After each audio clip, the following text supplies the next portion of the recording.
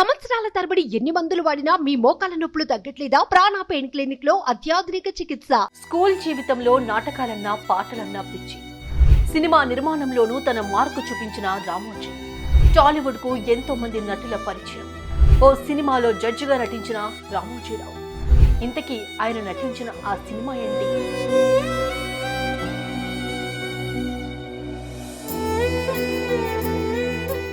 రకరకాల రంగాల్లో అద్భుత విజయాలు సాధించిన రామోజీరావుకు కళారంగం అంటే ఒక ప్రత్యేకమైన అభిమానం. ఆ అభిమానమే ఆయన చేత ఎన్నో సినిమాలు తీయించింది, ఎన్నో టీవీ సీరియల్స్ నిర్మింపజేసింది. సినిమా రంగానికి అవసరమైన వనరులను అందించడానికి ప్రేరేపించింది. ఆ అభిమానమే ఆయన్ను ఓ సినిమాలో నటింపచేసింది కూడా. ఇంతకీ ఆయన ఏ సినిమాలో నటించారో తెలుసా?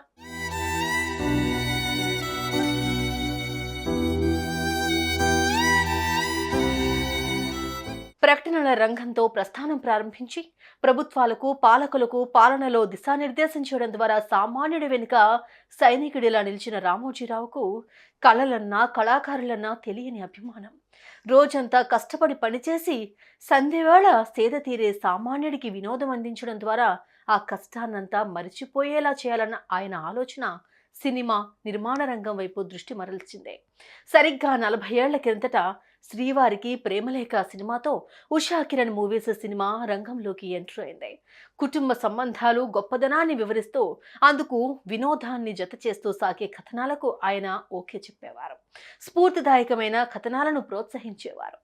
ఆ క్రమంలోనే కాంచనగంగ, సుందరి సుబ్బారావు, మయూరి ప్రతిఘటన, ప్రేమించి పెళ్ళాడు, మల్లెమొగ్గలు, కారుదిద్దిన కాపురం, చందమామరావే, ప్రేమాయణం, ఓ భార్య కథ, మౌన పోరాటం, పైలా పచ్చీసు, జడ్జిమెంట్, మామా Shri Manasu Mamata, Amma, Ashwini, people's encounter, Jagannatham and sons, Vasundhara, daddy daddy, mechanic Mamayya, Nuvve కావాలి, దీవించండి, నిన్ను చూడాలని, ఆకాశ వీధిలో, ఆనందం, ఇష్టం, మనసుంటే చాలు, ప్రియనేస్తమా, నీతో, ఒక రాజు ఒక రాణి, తొలిచూపులోని, ఆనందం ఆనందమాయే, వీధి, నచ్చావులే, నిన్ను కలిసాక, బెట్టింగ్ బంగారరాజు, నువ్వేలే, బీరువా, దాగుడు మూతుల దండాకోర్ లాంటి పూర్తి స్ఫూర్తిదాయక వినోదాత్మక చిత్రాలను ఆయన తెలుగు ప్రజలకు అందించారు.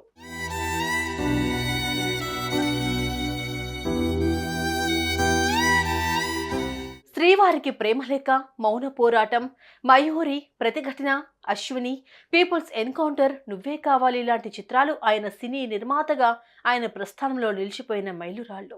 వీటిలో నువ్వే కావాలి సినిమాకు బెస్ట్ ఫీచర్ ఫిలిం విభాగంలో నేషనల్ ఫిలిం అవార్డు దక్కింది. ఇతర ఎన్నో సినిమాలకు రకరకాల విభాగాల్లో అవార్డుల పంట పండింది. ఇలా ఏ విభాగంలోకి ఆయన ఎంటర్ అయినా, ఏ వ్యాపారం చేసినా అద్భుతమైన సక్సెస్. ఆయన పరిస్థితులను తన ఆలోచన శక్తితో సృష్టించుకునేవాడు ఆ కళా పిపాసి.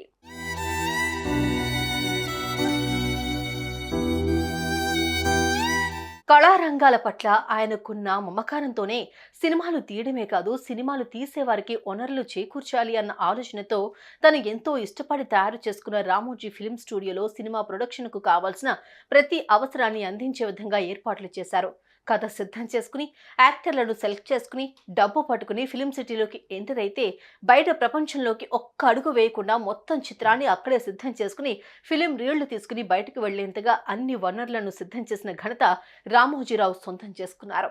ఎంతో మంది చిన్న చిత్తగా నిర్మాతలకు ఓ ఆశాదీపమయ్యారు. ఇప్పటికీ అదే ఒరవడి కొనసాగించేలా ఆయన చేసిన ప్రణాళికకు ఆయన వారసులు వన్నెలెత్తుతున్నారు.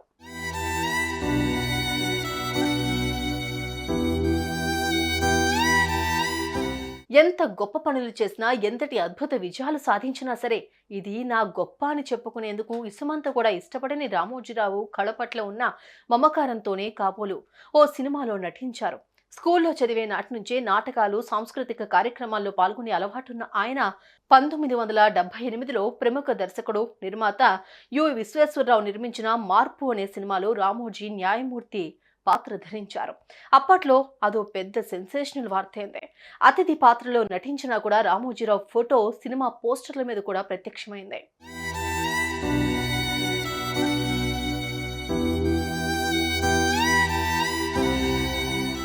తెలుగు చలనచిత్ర సీమలో ఇప్పుడు టాప్ రేంజ్లో కొనసాగుతున్న నందమూరి వారసుడు తనను నిన్ను చూడాలని అన్న చిత్రం ద్వారా హీరోగా పరిచయం చేసిన రామోజీరావును గుర్తు చేసుకుని భావోద్వేగానికి గురయ్యారు జూనియర్ ఎన్టీఆర్.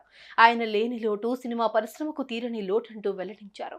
ఇలా తెలుగు సినీ ప్రపంచంతో పాటు యావత్ భారతదేశ సినిమా పరిశ్రమలో తన వంతు పాత్ర పోషించిన Ramoji Rao one of the icons of world film industry అన్నది మాత్రం కాదనలేని నిజం. సుమన్ టీవీలో మీ పర్సనల్ అండ్ బిజినెస్ ప్రమోషన్స్ కోసం కింది నెంబర్కి కాంటాక్ట్ చేయండి.